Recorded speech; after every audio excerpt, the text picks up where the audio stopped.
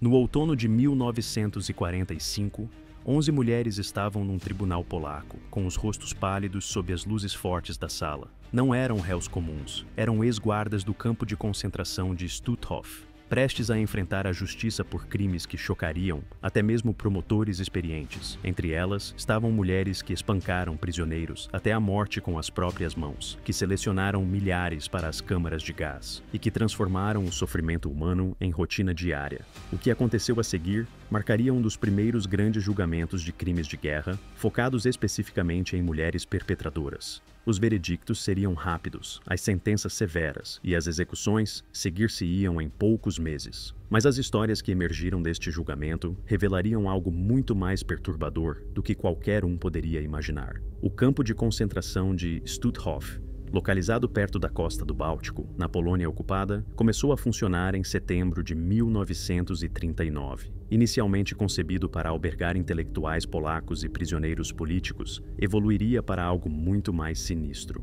Em 1944, Stutthof tinha se tornado um campo de extermínio, com câmaras de gás e crematórios que funcionavam 24 horas por dia. O campo albergou mais de 100 mil prisioneiros durante o seu funcionamento, com taxas de mortalidade que chocavam mesmo para os padrões nazis. Os prisioneiros morriam de fome, doenças, exaustão e assassinatos sistemáticos. Mas o que tornou Stutthof particularmente notório foi a participação ativa das guardas femininas na brutalidade diária. Ao contrário de outros campos, onde as mulheres desempenhavam principalmente funções administrativas, as guardas femininas de Stutthof estavam diretamente envolvidas na seleção dos prisioneiros, nos castigos físicos e nas execuções. Elas empunhavam bastões, chicotes e os seus próprios punhos com eficiência mortal. A estrutura do campo concedia a estas mulheres um poder sem precedentes sobre a vida e a morte.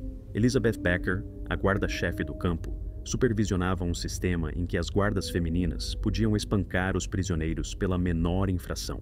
Sob a sua supervisão, as guardas desenvolveram os seus próprios métodos de tortura. Algumas especializaram-se em tormento psicológico, outras em brutalidade física, que deixava os prisioneiros permanentemente incapacitados ou mortos. As guardas viviam em alojamentos confortáveis nos arredores dos barracões dos prisioneiros, perto o suficiente para ouvir os gritos, mas longe o suficiente para manter a sua sensação de superioridade.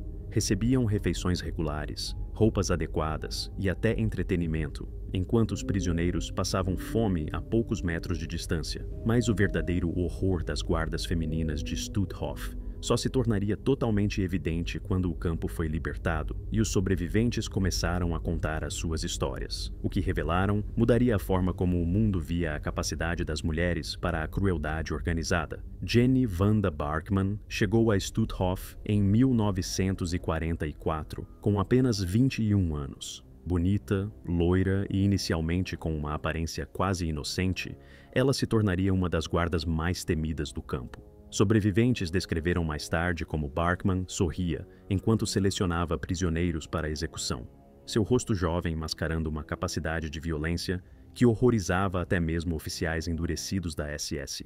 Barkman ganhou reputação por sua crueldade criativa. Ela forçava os prisioneiros a realizar exercícios exaustivos até que desabassem. Depois, os espancava enquanto estavam indefesos no chão. A sua arma preferida era um chicote de couro pesado, que ela usava com tanta força que podia quebrar ossos. Os prisioneiros aprenderam a reconhecer os seus passos e tentavam tornar-se invisíveis quando ela se aproximava. Ewa Paradis, outra guarda, especializou-se em tortura médica.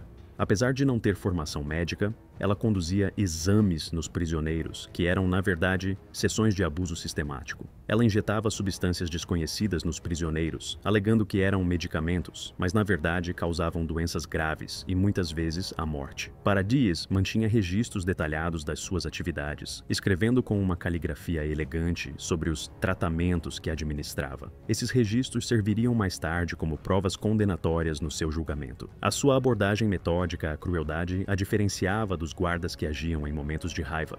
Paradis planeava as suas torturas com antecedência. Gerda Steinhoff trouxe um tipo diferente de horror para Stutthof. Aos 42 anos, era mais velha do que a maioria das guardas femininas e usava a sua idade como ferramenta de intimidação. Posicionava-se como uma figura maternal, oferecendo conforto aos prisioneiros jovens antes de os submeter a punições brutais. Esta manipulação psicológica revelou-se particularmente eficaz com crianças e adolescentes no campo. Steinhoff prometia aos prisioneiros comida extra ou cobertores, depois ria enquanto lhes aplicava espancamentos. A sua traição da confiança tornou-se uma marca registrada, e os prisioneiros aprenderam que a sua aparente bondade era sempre um prelúdio para a violência.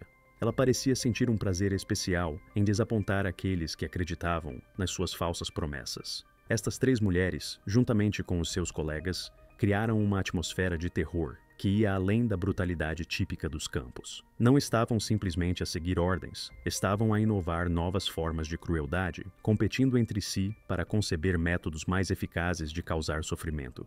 A libertação de Stutthof, em maio de 1945, colocaria essas mulheres frente a frente com as consequências de suas ações, mas não antes de tentarem destruir provas e fugir das forças aliadas que se aproximavam. À medida que as forças soviéticas avançavam em direção a Stutthof, no início de 1945, o pessoal do campo começou um esforço frenético para destruir provas. As guardas queimaram documentos, desmontaram instrumentos de tortura e tentaram eliminar qualquer vestígio de suas atividades. Mas subestimaram tanto o volume de provas como a determinação das forças que se aproximavam. Elizabeth Becker ordenou às guardas femininas que vestissem roupas civis e se misturassem com os refugiados alemães que fugiam para o oeste. Muitas guardas tentaram desaparecer no caos do Terceiro Reich em colapso. Acreditavam que o seu gênero as protegeria de consequências graves. As mulheres criminosas de guerra raramente eram processadas naquela época. Jenny Barkman conseguiu chegar à zona de ocupação britânica, onde encontrou trabalho como empregada de mesa num pequeno café. Durante vários meses, levou uma vida tranquila, servindo clientes que não faziam ideia de que estavam a ser servidos por alguém que tinha assassinado dezenas de pessoas. O seu cabelo loiro e o seu comportamento amigável tornaram-na popular entre os clientes e colegas. No entanto, os sobreviventes de Stutthof procuravam ativamente os seus antigos algozes. Os ex-prisioneiros formaram redes para localizar o pessoal do campo e possuíam um conhecimento detalhado dos rostos e hábitos dos guardas. Quando um sobrevivente avistou Barkman no café, a sua nova vida terminou imediatamente. Elwa Paradis tentou uma fuga mais elaborada. Ela falsificou credenciais médicas e tentou estabelecer-se como enfermeira num campo de refugiados. O seu plano poderia ter dado certo, mas ela cometeu um erro fatal. Continuou com o seu padrão de abuso médico, desta vez visando refugiados. Quando os pacientes começaram a relatar tratamentos incomuns, os investigadores descobriram a sua verdadeira identidade. Gerda Steinhoff foi capturada enquanto tentava cruzar para a Dinamarca.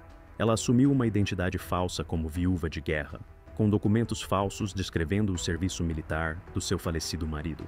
Os guardas de fronteira ficaram desconfiados quando a sua história continha inconsistências sobre unidades militares e locais de batalha. Uma a uma, as guardas foram detidas e devolvidas à Polônia para serem julgadas. Enquanto eram transportadas de volta ao local dos crimes, muitas pareciam genuinamente surpreendidas por serem responsabilizadas pelos seus atos. Algumas expressaram confusão sobre por que o tratamento que dispensavam aos prisioneiros era considerado criminoso. As capturas revelaram algo perturbador sobre a mentalidade dessas mulheres. Elas acreditavam genuinamente que não tinham feito nada de errado. Elas viam as suas vítimas como sub-humanas e as suas ações como deveres necessários em tempo de guerra.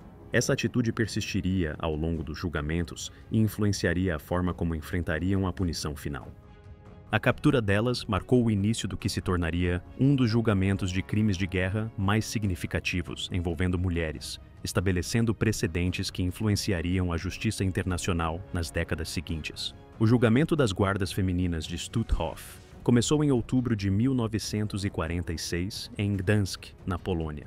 O tribunal estava lotado de sobreviventes, jornalistas e observadores jurídicos de todo o mundo. Isso foi inovador. Nunca antes tantas mulheres haviam enfrentado acusações capitais por crimes de guerra. O processo desafiaria suposições sobre o papel das mulheres na violência organizada. O promotor, Stefan Kurowski, abriu o julgamento com depoimentos de sobreviventes que deixaram o tribunal em silêncio atordoado. Ex-prisioneiras descreveram espancamentos que duravam horas, experiências médicas realizadas sem anestesia e processos de seleção em que os guardas escolhiam as vítimas para execução com base em rancores pessoais e não nas políticas do campo. As provas apresentadas eram esmagadoras. Os procuradores recuperaram milhares de documentos, incluindo escalas de serviço que colocavam cada réu em cenas de crime específicas, registros médicos que mostravam padrões de abuso e fotografias que capturavam os guardas em ação. As próprias palavras dos réus, preservadas em cartas e relatórios oficiais, forneceram testemunhos condenatórios contra eles. O advogado de defesa de Jenny Barkman argumentou que a sua cliente era muito jovem e inexperiente para compreender a gravidade dos seus atos. Ele a retratou como uma rapariga ingênua que havia sido corrompida pelo ambiente do campo. No entanto, os testemunhos dos sobreviventes pintaram um quadro diferente. Eles descreveram uma crueldade calculada, que exigia planeamento e intenção deliberada. Um sobrevivente descreveu como Barkman havia forçado um grupo de prisioneiros idosos a fazer exercícios físicos em tempo gelado, até que vários desmaiaram e morreram. Quando questionada sobre o motivo de ter feito isso, Barkman teria respondido que estava a seguir ordens para manter os prisioneiros em forma, ignorando completamente as consequências letais óbvias de suas ações. Ewa Paredes tentou defender as suas experiências médicas, alegando que estava a realizar pesquisas legítimas, sob a supervisão de médicos do campo.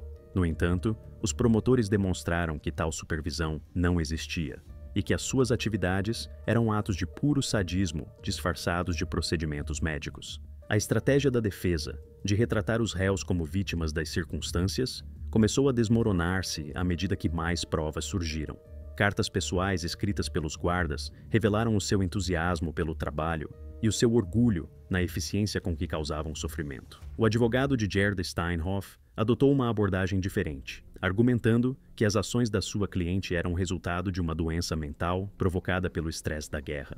Os psiquiatras nomeados pelo tribunal examinaram-na e não encontraram evidências de incapacidade mental. Em vez disso, descreveram-na como manipuladora e sem empatia, mas plenamente consciente das suas ações. À medida que o julgamento avançava, ficou claro que essas mulheres não tinham sido participantes relutantes nas atrocidades. Elas tinham sido perpetradoras entusiastas que encontravam satisfação pessoal no seu trabalho. Essa constatação influenciaria fortemente os veredictos finais do tribunal. A fase de depoimentos do julgamento duraria semanas, com cada dia trazendo novas revelações sobre a extensão do envolvimento das guardas em assassinatos em massa e tortura. Os momentos mais impactantes do julgamento ocorreram quando os sobreviventes subiram ao banco das testemunhas. Os seus depoimentos forneceram detalhes arrepiantes sobre a vida cotidiana, sob a autoridade das guardas femininas, revelando um nível de crueldade pessoal que ia muito além da brutalidade institucional.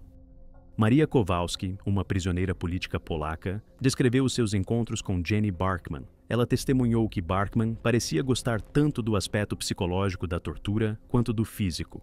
Kowalski relatou como Barkman prometia às prisioneiras que o seu sofrimento acabaria. Depois, prolongava as punições indefinidamente, enquanto ria do seu desespero. O tribunal ficou em silêncio quando Kowalski descreveu um incidente particularmente horrível. Barkman obrigou um grupo de mães a assistir à seleção dos seus filhos para a execução.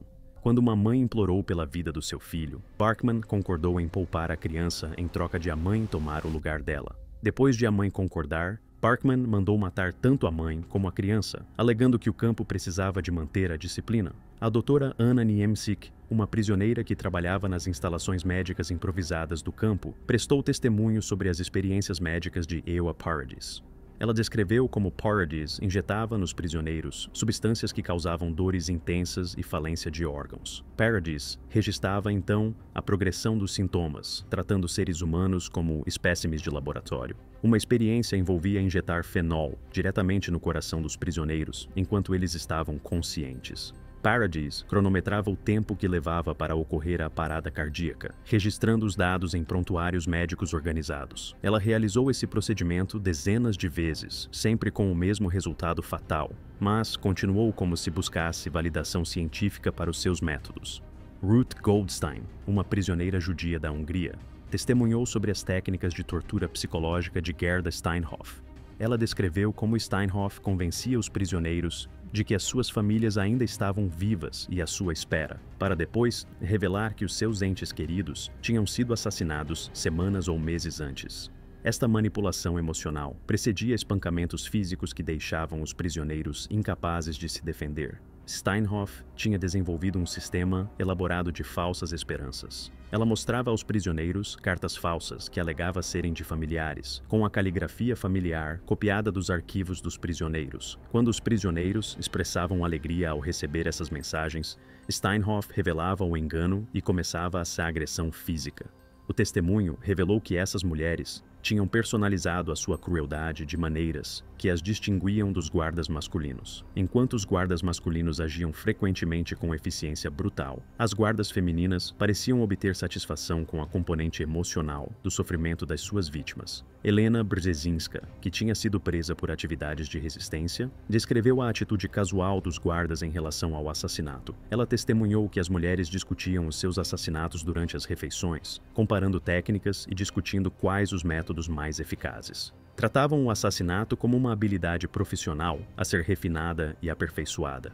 À medida que os sobreviventes iam depondo, um padrão emergiu. Estas mulheres não tinham sido corrompidas pelo sistema do campo. Tinham encontrado a sua vocação dentro dele.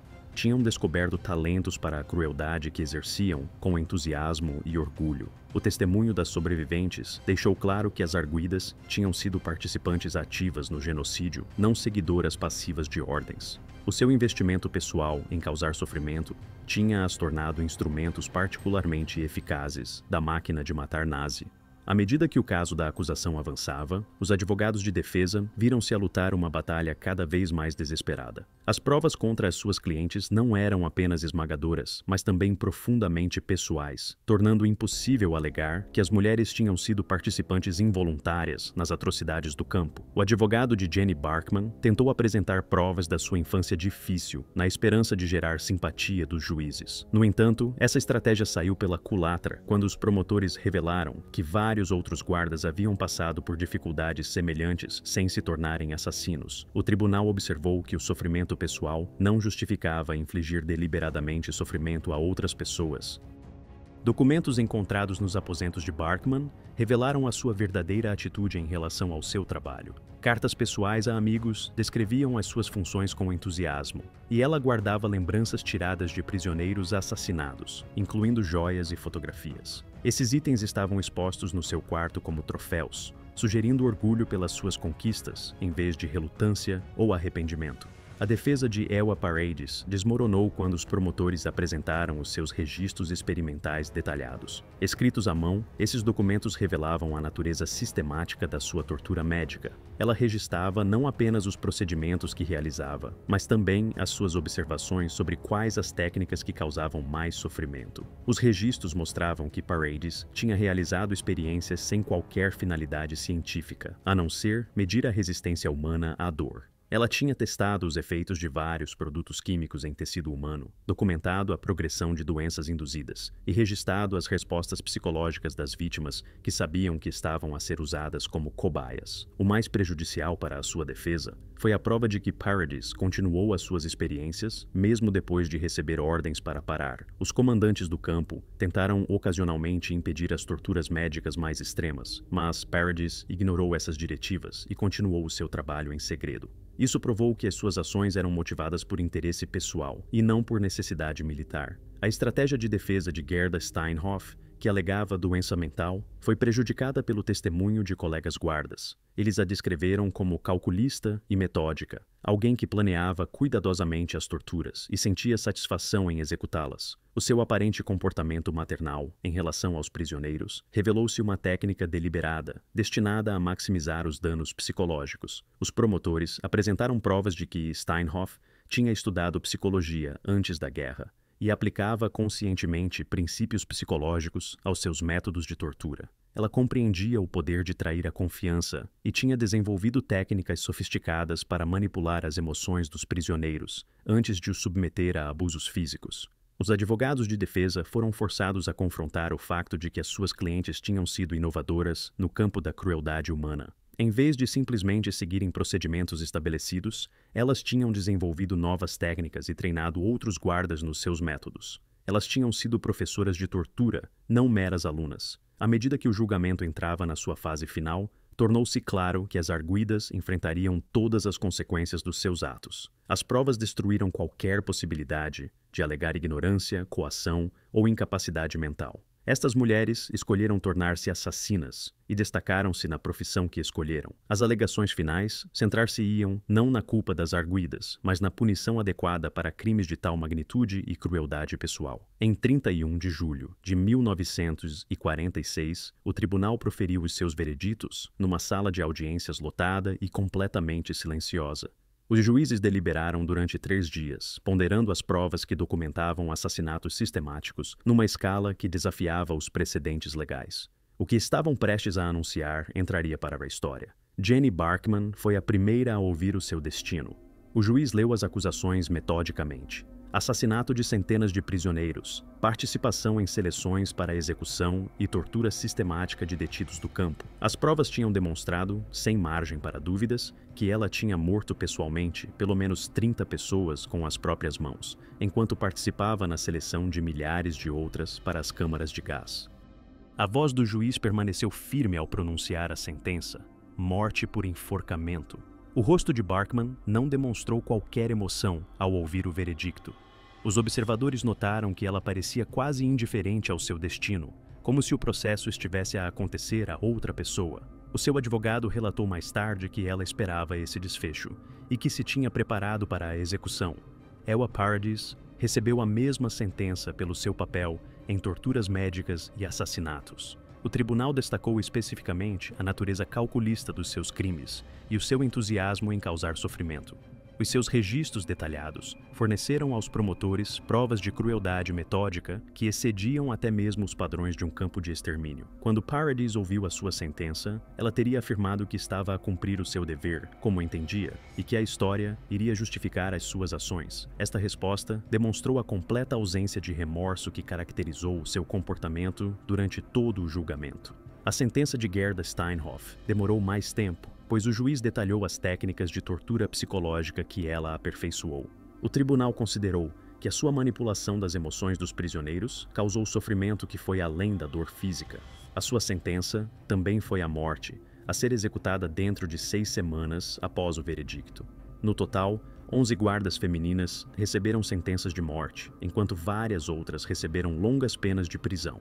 O tribunal determinou que a natureza dos seus crimes justificava a pena máxima, independentemente do seu gênero. Esta decisão abriu novos caminhos na justiça internacional, estabelecendo que as mulheres podem ser responsabilizadas de forma igual por crimes de guerra. As sentenças foram aprovadas pelos sobreviventes, que temiam que o gênero das arguidas pudesse resultar em penas mais leves. A decisão do tribunal enviou uma mensagem clara de que o assassinato sistemático seria punido com igual severidade, independentemente do sexo do autor. Elizabeth Becker, a guarda Sheffer, recebeu uma pena de prisão perpétua devido ao seu papel administrativo e não à participação direta nos assassinatos. No entanto, ela morreria na prisão apenas 3 anos depois, com a saúde destruída pelas condições de detenção. Os réus mostraram reações variadas às suas sentenças. Alguns mantiveram a sua rebeldia até ao fim, enquanto outros finalmente começaram a mostrar sinais de compreensão da gravidade dos seus atos. No entanto, nenhum expressou remorso genuíno pelo sofrimento das suas vítimas. A data da execução foi marcada para 4 de julho de 1946, apenas 3 dias após o anúncio dos veredictos. Este prazo curto refletiu a determinação do tribunal em fazer justiça de forma rápida e eficiente. Os 3 dias entre a sentença e a execução passaram rapidamente para as mulheres condenadas. Elas foram mantidas em celas separadas na prisão de Gdansk, com guardas constantes a monitorizar o seu comportamento. Os funcionários da prisão temiam tentativas de automutilação que pudessem negar justiça às famílias das vítimas. Jenny Barkman passou os seus últimos dias a escrever cartas para os familiares, embora nenhuma tenha sido entregue. Os funcionários da prisão consideraram o conteúdo perturbador. Em vez de expressar remorso, ela continuava a justificar as suas ações e a queixar-se da injustiça do seu tratamento. As suas últimas cartas revelaram uma total incapacidade de compreender a dimensão moral dos seus crimes.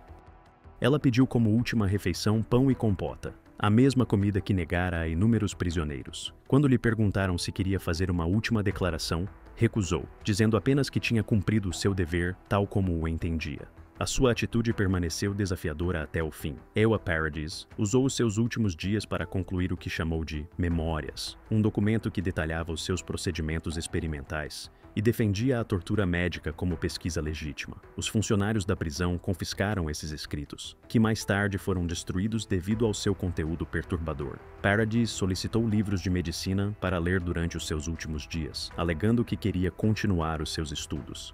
Este pedido foi negado, pois os funcionários reconheceram-no como mais uma expressão da sua incapacidade de compreender a maldade dos seus atos. Ela manteve as suas pretensões científicas, mesmo enfrentando a execução por assassinato sistemático. O comportamento de Gerda Steinhoff, nos seus últimos dias, foi talvez o mais perturbador. Ela tentou manipular os guardas prisionais, usando as mesmas técnicas psicológicas que empregara nos prisioneiros. Ela alternava entre alegar inocência e ameaçar revelar segredos sobre outros criminosos de guerra se a sua sentença não fosse comutada. Quando essas tentativas de manipulação falharam, Steinhoff finalmente começou a mostrar sinais de compreensão da sua situação. No entanto, as suas expressões de arrependimento pareciam focadas no seu próprio destino e não no sofrimento das suas vítimas. Mesmo nas suas últimas horas, ela continuou preocupada principalmente consigo mesma. O capelão da prisão visitou cada mulher, oferecendo conforto religioso final. Barkman e Paradis recusaram-se a vê-lo, enquanto Steinhoff aceitou a sua presença, mas passou o tempo tentando convencê-lo a interceder pela sua vida. Nenhuma das mulheres demonstrou reflexão espiritual genuína ou arrependimento. Os guardas relataram que as mulheres dormiram mal durante as suas últimas noites, mas isso parecia ser devido à ansiedade pelo seu próprio destino e não ao tormento pelos seus crimes. Elas pareciam ver a sua execução como uma punição injusta e não como justiça apropriada pelas suas ações. Na manhã de 4 de julho de 1946, as 3 mulheres foram acordadas ao amanhecer e preparadas para a execução. A sua última viagem seria testemunhada por sobreviventes, autoridades e membros da imprensa, garantindo que a sua punição fosse tão pública quanto seus crimes tinham sido sistemáticos. A execução ocorreu ao amanhecer de 4 de julho de 1946, no pátio da prisão de Gdansk. A data foi escolhida deliberadamente. O Dia da Independência dos Estados Unidos, simbolizando a liberdade da tirania. Um cadafalso foi construído especificamente para esse fim, capaz de enforcar simultaneamente vários prisioneiros condenados. A estrutura de madeira destacava-se contra o céu cinzento da manhã, um monumento à justiça que havia sido adiada por muito tempo. Representantes das nações aliadas estavam presentes para testemunhar que a justiça estava a ser feita de acordo com os padrões internacionais. Autoridades britânicas, americanas, soviéticas e francesas estavam no pátio ao lado das autoridades polacas, garantindo que as execuções fossem conduzidas com o protocolo legal adequado. A atenção internacional refletia a importância desses procedimentos no estabelecimento de precedentes para futuros julgamentos de crimes de guerra. O pátio da prisão tinha sido preparado com precisão militar. Guardas formavam um perímetro em torno do cadafalso, enquanto autoridades e testemunhas se posicionavam em áreas designadas. A atmosfera era solene, sem o clima de carnaval que às vezes cercava as execuções públicas. Era justiça, não entretenimento, e a gravidade do momento se refletia em cada detalhe da preparação. Às 5h30, a primeira prisioneira foi trazida da sua cela. Jenny Barkman saiu do prédio da prisão, ladeada por 2 guardas, com os pulsos amarrados atrás das costas. Ela teve permissão para vestir roupas civis. Um vestido cinzento simples que a fazia parecer mais jovem do que os seus 23 anos. Apesar da juventude, testemunhas notaram que os seus olhos permaneciam frios e calculistas, tal como os sobreviventes haviam descrito durante o seu tempo em Stutthof. Barkman atravessou o pátio com passos firmes, medidos e deliberados. Não demonstrou sinais de medo ou remorso, mantendo o mesmo distanciamento emocional que a caracterizou durante todo o julgamento. Os guardas relataram mais tarde que ela tinha tomado um pequeno almoço completo e dormido durante a maior parte da sua última noite, demonstrando uma indiferença pelo seu destino que deixou nervosos até mesmo os funcionários prisionais mais experientes. Ao aproximar-se do cadafalso, Barkman olhou diretamente para o grupo de sobreviventes de Stutthof, que tinham vindo testemunhar a sua execução. O seu olhar não era de desculpa ou súplica, era o mesmo olhar de superioridade que ela lançava aos prisioneiros, antes de os selecionar para a morte. Vários sobreviventes relataram mais tarde que o seu último olhar confirmou a sua convicção de que ela permaneceu impenitente até ao fim.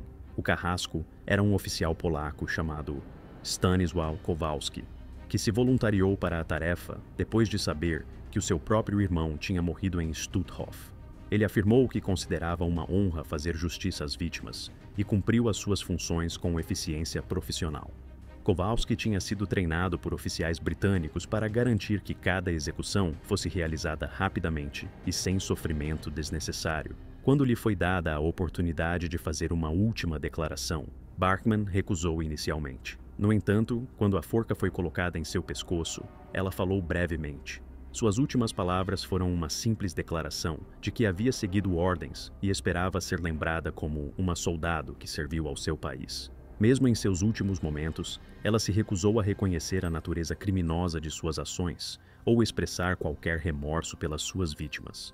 A porta da armadilha abriu-se às 5h47 e a vida de Jenny Barkman terminou instantaneamente. O carrasco cumpriu seu dever com tanta precisão que não houve luta nem sofrimento prolongado. Testemunhas notaram a terrível ironia. Barkman teve uma morte mais misericordiosa do que qualquer uma das que concedeu às suas vítimas. Ewa Paradis foi levada para o cadafalso 20 minutos depois. Ao contrário de Barkman, ela mostrava sinais visíveis de medo ao aproximar-se da forca. A sua compostura, que se manteve intacta durante todo o julgamento, finalmente cedeu quando ela enfrentou a realidade iminente da sua morte. As suas mãos tremiam visivelmente e ela precisou ser apoiada pelos guardas enquanto subia os degraus do cadafalso. Paradis passou a sua última noite escrevendo o que alegou ser um artigo científico detalhando seus procedimentos experimentais. Os funcionários da prisão consideraram o documento perturbador devido ao seu distanciamento clínico e destruíram-no imediatamente. Mesmo enfrentando a execução, ela continuou a ver a tortura dos prisioneiros através das lentes da pesquisa médica, incapaz de compreender a maldade de suas ações. Enquanto a forca era ajustada em torno do seu pescoço, Paradis fez sua declaração final. Ela continuou a defender os seus experimentos médicos, alegando que as gerações futuras compreenderiam o valor científico do seu trabalho.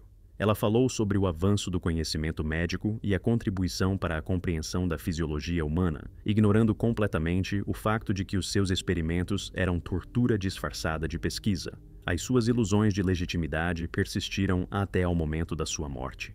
Testemunhas relataram que, mesmo quando estava em cima da armadilha, Paradis murmurava sobre protocolos experimentais e metodologias de investigação. Ela tinha se convencido tão profundamente da sua missão científica que não conseguia aceitar a realidade dos seus crimes, mesmo quando enfrentava as consequências. A armadilha abriu-se às 6h12, pondo fim à vida de uma mulher que transformou a medicina num instrumento de tortura. Tal como Barkman, Paradis teve uma morte rápida, muito mais misericordiosa do que o sofrimento prolongado que infligiu às suas vítimas através das suas experiências médicas.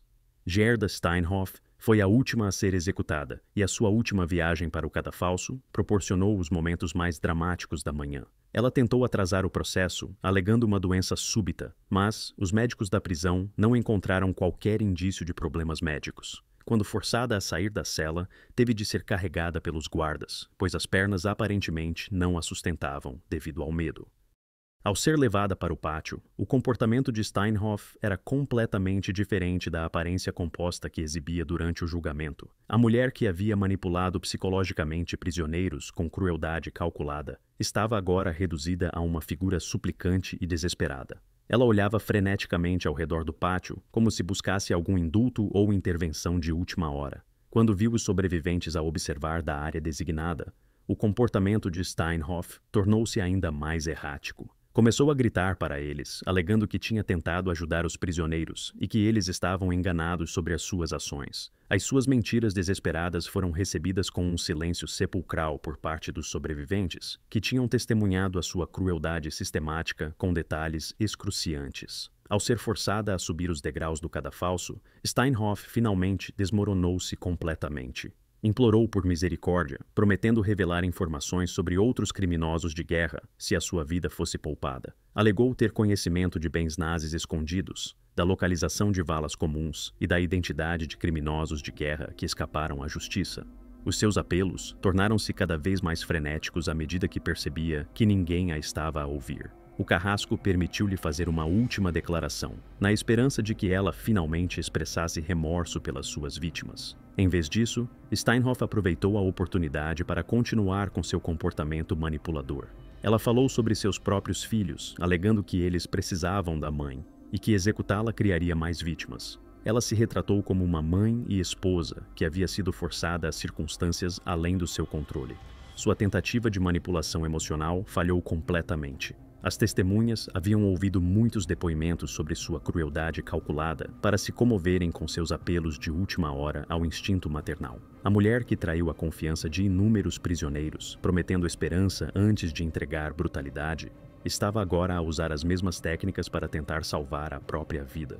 Mesmo com o laço à volta do pescoço, Steinhoff continuou a implorar pela vida. Prometeu dedicar os seus últimos anos a reparar os erros cometidos, a trabalhar com os sobreviventes para documentar as atrocidades do campo e a ajudar os procuradores a localizar outros criminosos de guerra. O seu desespero era total e patético, um contraste gritante com a crueldade confiante que ela demonstrava como guarda do campo. A porta da armadilha abriu-se às 6h35, silenciando para sempre os apelos de Gerda Steinhoff. A sua morte completou a execução das 3 guardas mais notórias de Stutthof, pondo fim a vidas que foram dedicadas à tortura e ao assassinato sistemático de pessoas inocentes. As execuções foram concluídas em pouco mais de 1 hora, testemunhadas por aproximadamente 50 funcionários e observadores.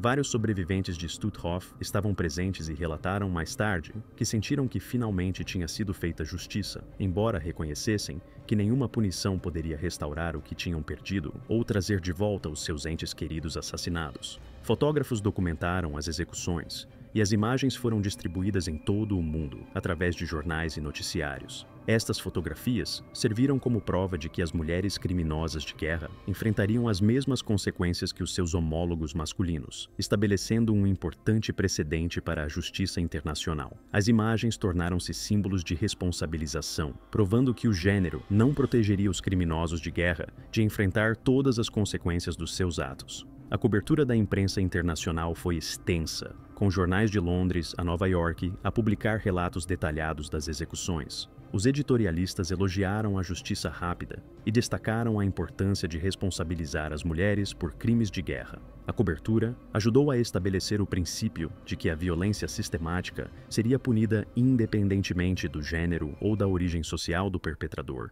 Os corpos foram enterrados em valas comuns dentro do recinto da prisão, sem cerimônias ou honras. Nenhum familiar reclamou os restos mortais e não foram realizados serviços fúnebres. As mulheres que tiraram tantas vidas foram elas próprias condenadas ao esquecimento anônimo, os seus nomes lembrados apenas como exemplos da maldade humana e não como indivíduos dignos de comemoração.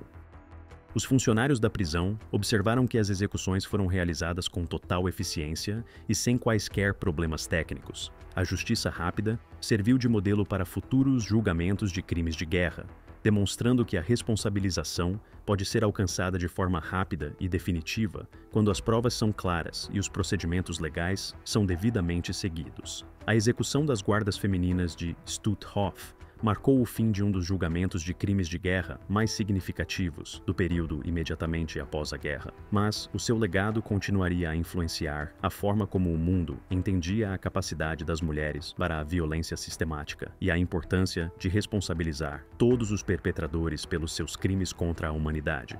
O julgamento e a execução das guardas femininas de Stutthof destruíram preconceitos sobre o papel das mulheres na violência organizada. Essas mulheres não foram participantes relutantes ou vítimas das circunstâncias. Elas foram perpetradoras entusiastas que encontraram satisfação pessoal na crueldade sistemática. O caso delas estabeleceu precedentes jurídicos importantes que influenciaram os julgamentos posteriores por crimes de guerra. A decisão do tribunal de impor penas de morte, independentemente do sexo dos réus, enviou uma mensagem clara de que os crimes de guerra seriam punidos igualmente, independentemente do sexo do perpetrador. A documentação detalhada dos seus crimes proporcionou aos historiadores uma visão sem precedentes sobre os mecanismos do genocídio. As cartas pessoais, os registros experimentais e os testemunhos das guardas revelaram como indivíduos comuns puderam transformar-se em instrumentos de assassinato sistemático. Talvez o mais significativo seja que o julgamento de Stutthof demonstrou que o mal institucional requer a participação individual para funcionar eficazmente. Estas mulheres não foram forçadas a tornar-se assassinas, elas escolheram destacar-se no ato de matar, e o seu investimento pessoal na crueldade tornou as agentes particularmente eficazes do genocídio. Os sobreviventes que testemunharam contra os guardas demonstraram uma coragem notável ao reviver o seu trauma, para garantir que a justiça fosse feita. Os seus testemunhos forneceram provas cruciais que garantiram as condenações e ajudaram a estabelecer o registro histórico das atrocidades nazis. A execução de Jenny Barkmann, Eva Paradis e Gerda Steinhoff, em julho de 1946, não marcou apenas o fim das suas vidas. Simbolizou o encerramento de um dos muitos capítulos sombrios do período imediatamente após a Segunda Guerra Mundial. As suas mortes fizeram parte de um esforço mais amplo para reconhecer os horrores do regime nazi e fazer justiça, por mais imperfeita que fosse, pelas atrocidades cometidas durante o Holocausto. No entanto, a sua história perdura muito além da forca em Biskupia Gorka. Estas mulheres continuam a ser lembranças poderosas da capacidade das pessoas comuns de se tornarem agentes do mal quando a ideologia, a obediência e a desumanização convergem. Como guardas da SS no campo de concentração de Stutthof, Barkmann, Paradis e Steinhoff participaram diretamente na tortura, humilhação e assassinato de prisioneiros, muitos deles mulheres e crianças. Os seus crimes não foram abstratos ou distantes. Testemunhas oculares no seu julgamento descreveram atos chocantes de crueldade, espancamentos que terminavam em morte, seleções para as câmaras de gás e uma indiferença arrepiante ao sofrimento à sua volta.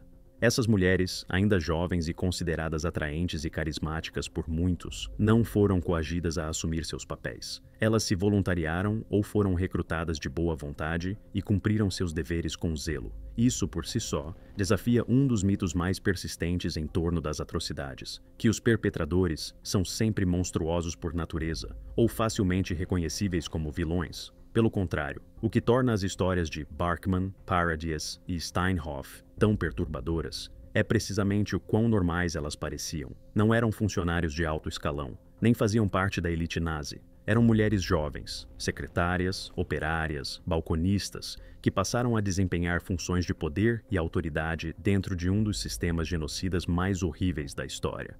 Elas são a prova de que, nas condições certas ou erradas, pessoas comuns podem se tornar instrumentos de um mal extraordinário. A sua participação no assassinato em massa foi possibilitada não apenas pela estrutura do sistema nazista, que recompensava a crueldade e punia a dissidência, mas também pela doutrinação ideológica que permeava a sociedade alemã da época. A propaganda nazi retratava judeus, eslavos, ciganos e outros grupos perseguidos como ameaças subhumanas à civilização. Imersos nesse ambiente ideológico, os guardas de Stutthof e de outros campos foram ensinados a ver as suas vítimas não como pessoas, mas como obstáculos a serem eliminados em nome da pureza racial e da força nacional. Este processo de desumanização foi fundamental para a capacidade dos nazis de levar a cabo o Holocausto e continua a ser uma das lições mais importantes para as gerações futuras. As ideologias que dividem o mundo em puro e impuro, nós e eles, tem o potencial de desencadear uma violência indescritível, não só por parte daqueles que estão no poder, mas também daqueles que se submetem voluntariamente a esse poder em busca de pertença, propósito ou progresso. As mulheres de Stutthof não eram únicas na sua capacidade de crueldade. O que torna a sua história inesquecível é que elas encarnavam uma verdade terrível, que o mal sistêmico depende da obediência de muitos, não apenas da orientação de poucos. Os julgamentos que levaram à sua execução fizeram parte da primeira onda de justiça pós-guerra, conhecida como os julgamentos de Stutthof. Estes não foram conduzidos pelos aliados ou pelo Tribunal de Nuremberg, mas por um tribunal especial polaco que operava em Gdansk. Os julgamentos de Stutthof foram esforços locais das nações mais devastadas pela agressão nazi para buscar justiça para o seu próprio povo. O facto de haver mulheres entre os acusados e, por fim, condenados à morte foi chocante e inovador na época. Isso desafiou as suposições tradicionais sobre gênero e violência, provando que as mulheres também podiam ser autoras de atrocidades em massa, e não apenas espectadoras ou vítimas. As execuções, realizadas publicamente por enforcamento diante de uma grande multidão, serviram tanto como punição quanto como advertência. Numa Europa ainda traumatizada pelo genocídio e pela guerra, essas sentenças tinham o objetivo de mostrar que a justiça podia ser feita, mesmo em tempos de imensa instabilidade. Elas também serviram como um ato catártico para muitos sobreviventes e cidadãos que viveram sob ocupação e terror. No entanto, a natureza dessas execuções públicas também levantou questões éticas complexas nos anos seguintes. Foi feita justiça ou foi um espetáculo de retaliação? A verdade foi totalmente revelada, ou esses julgamentos foram uma forma de justiça acelerada, num sistema jurídico destruído que lutava para lidar com a magnitude dos crimes nazis? Independentemente disso, o impacto mais amplo dos casos de Stutthof perdura. O legado desses julgamentos continua a moldar a forma como pensamos sobre responsabilização, especialmente no contexto da violência patrocinada pelo Estado. Eles enfatizaram que os perpetradores em todos os níveis, não apenas a liderança superior, devem enfrentar as consequências de seus atos. Eles também ressaltaram o princípio da responsabilidade individual. Essas mulheres não podiam alegar ignorância, coação ou insignificância. Elas fizeram escolhas, e essas escolhas tiveram consequências mortais. O precedente legal estabelecido por esses julgamentos reforçou uma mensagem vital para as gerações futuras. Ser uma engrenagem na máquina do genocídio não isenta ninguém da culpa. As dimensões psicológicas e morais desse legado são igualmente importantes. Estudiosos há muito tempo pesquisam o que leva indivíduos como Barkman, Paradis e Steinhoff a cometer atos de crueldade. As teorias variam desde a banalidade do mal, proposta por Hannah Arendt, que sugere que pessoas comuns cometem atos horríveis não por ideologia, mas por imprudência e conformismo, até estudos mais recentes sobre obediência, autoridade e psicologia situacional. Os guardas de Stutthof refletem ambos. Eles operavam num sistema que normalizava a violência, recompensava o sadismo e punia a dissidência, mas também fizeram escolhas ativas que sugerem algo mais do que mera passividade. Eles abraçaram os seus papéis, eles desfrutavam do seu poder, cometeram o mal não apenas porque lhes foi ordenado, mas porque escolheram fazê-lo. Hoje, a sua história ressoa num mundo que ainda luta contra o autoritarismo, o extremismo e a instrumentalização da ideologia. A advertência embutida nas suas ações é atemporal. Toda a sociedade deve se proteger contra as condições que permitem que tais atrocidades aconteçam. Educação, pensamento crítico, empatia e o Estado de Direito são baluartes essenciais contra a descida desumanização e a violência em massa. A justiça, por mais tardia ou imperfeita que seja, deve ser buscada, não apenas para punir os culpados, mas para preservar a memória das vítimas e ensinar às gerações futuras o que acontece quando o ódio não é controlado. As execuções de Jenny Barkman e Ewa Paradis e Gerda Steinhoff não foram apenas o desfecho de um julgamento. Foram um reconhecimento sombrio do preço da cumplicidade e uma exigência para que nunca mais desviemos o olhar. Se gostou deste vídeo, curta e inscreva-se no nosso canal para não perder mais documentários históricos.